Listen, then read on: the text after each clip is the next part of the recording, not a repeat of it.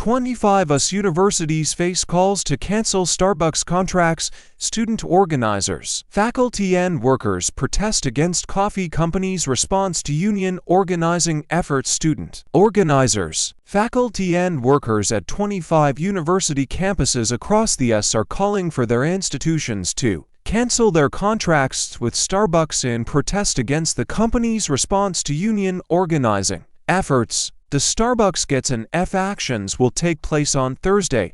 Campuses including the University of Chicago, the University of South Florida, UW-Madison, New York University, Georgetown and Rutgers. Hundreds of college campuses have Starbucks locations on them, either through licensing agreements or through contracts with third-party vendors.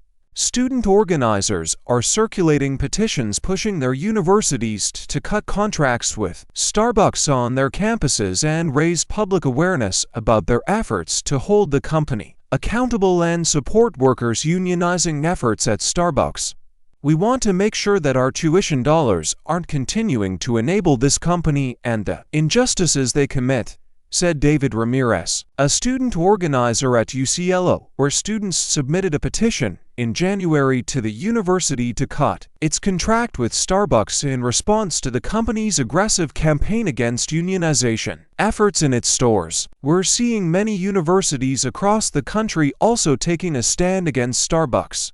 And now many people are realizing that this company isn't as progressive as it claims, and that we have a real voice in how these companies treat their workers. And it's our responsibility to take a stand, he said. Nearly 400 Starbucks stores around the US have won union elections to join Starbucks Workers United since December 2021, when stores in Buffalo, New York, first unionized. On Tuesday, 21 Starbucks stores filed for union recognition, the single largest single-day filing for the union campaign. That a first union contract for any store has yet to be reached. Students at Cornell successfully pushed the university to not renew its contract with Starbucks in response to local union campaigns where workers face significant pushback, including the closure of a store. In the wake of that success, similar campaigns have emerged at several other college campuses around the US. Heya Oda worked as a barista at Starbucks in North Carolina and was a leader in union organizing efforts until her transfer request,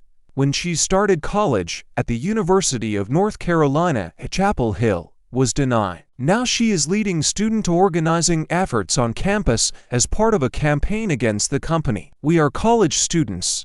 We are the next generation of workers and consumers. We're just not going to let Starbucks slide with the injustices they pass on to workers. Their union busting is just the very tip of the iceberg. Their labor practices and how they treat their workers. We want to push the message that we're not going to stand for this as students, said Oda. Since the Starbucks Workers United campaign first started, workers have filed hundreds of unfair labor practice charges against Starbucks with the National Labor Relations Board, NLRB. Starbucks has not admitted wrongdoing over the union campaign. In a recent post-hearing brief before an NLRB administrative judge, Starbucks attorneys joined attorneys at Trader Joe's, Amazon and SpaceX in arguing that the NLRB is unconstitutional in beginning proceedings over labor law violations by these companies. In January, Starbucks praised a decision by the US Supreme Court to hear their appeals case over firing 7